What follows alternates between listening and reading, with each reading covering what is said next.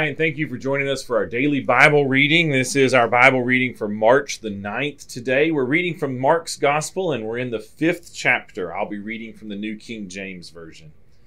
Then they came to the other side of the sea, to the country of the Gadarenes. And when he had come out of the boat, immediately there met him out of the tombs a man with an unclean spirit, who had his dwelling among the tombs. And no one could bind him, not even with chains, because he had often been bound with shackles and chains, and the chains had been pulled apart by him, and the shackles broken in pieces. Neither could anyone tame him. And always, night and day, he was in the mountains and in the tombs, crying out and cutting himself with stones. When he saw Jesus from afar, he ran and worshipped him, and he cried out with a loud voice and said, "What have I to do with you, Jesus, Son of the Most High God? I implore you by God that you do not torment me." For he said to him, "Come out of the man, unclean spirit." And he asked him, "What is your name?" And he answered, saying, "My name is Legion, for we are many." Also he begged him earnestly that he would not send them out of the country. Now a large herd of swine was feeding there near the mountains, so all the demons begged him, saying, "Send us to the swine, that we may enter them."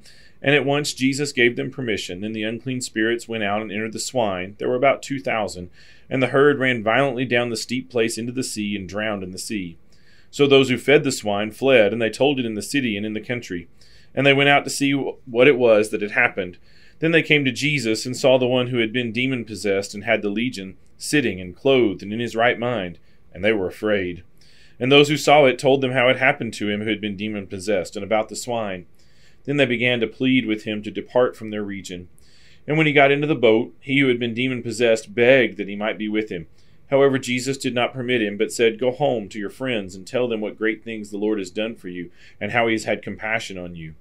And he departed and began to proclaim in Decapolis all that Jesus had done for him, and all marveled. Now when Jesus had crossed over again by boat to the other side, a great multitude gathered to him, and he was by the sea. And behold, one of the rulers of the synagogue came, Jairus by name. And when he saw him, he fell at his feet and begged him earnestly, saying, "My little daughter lies at the point of death. Come and lay your hands on her, that she may be healed, and she will live." So Jesus went with him, and a great multitude followed him and thronged him. Now a certain woman had had a flow of blood for 12 years, and had suffered many things from many physicians. She had spent all that she had, and was no better, but rather grew worse. When she heard about Jesus, she came behind him in the crowd and touched his garment, for she said, "If only I may touch his clothes, I shall be made well." Immediately the fountain of her blood was dried up, and she felt in her body that she was healed of the affliction. And Jesus, immediately knowing in himself that power had gone out of him, turned around in the crowd and said, "Who touched my clothes?" But his disciples said to him, "You see the multitudes thronging you, and you say, 'Who touched me?'" And he looked around to see her who had done this thing. But the woman, fearing and trembling, knowing what had happened to her, came and fell down before him and told him the whole truth. And he said to her, "Daughter, your faith has made you well. Go in peace and be healed of your affliction." While he was still speaking, some came from the ruler of the synagogue's house who said, "Your daughter is dead. Why trouble the teacher any further?" As soon as Jesus heard the word that was spoken, he said to the ruler of the synagogue, "Do not be afraid, only believe." And he permitted no one to follow him except Peter, James, and John, the brother of James. Then he came to the house of the ruler of the synagogue and saw a tumult and those who wept and wailed loudly. When he came in, he said to them, "Why make this commotion and weep? The child is not dead, but sleeping." And they ridiculed him. But when he had put them all outside, he took the father and the mother of the child and those who were with him, and entered where the child was lying. Then he took the child by the hand and said to her, "Talitha cumi," which is translated, "Little girl, I say to you, arise."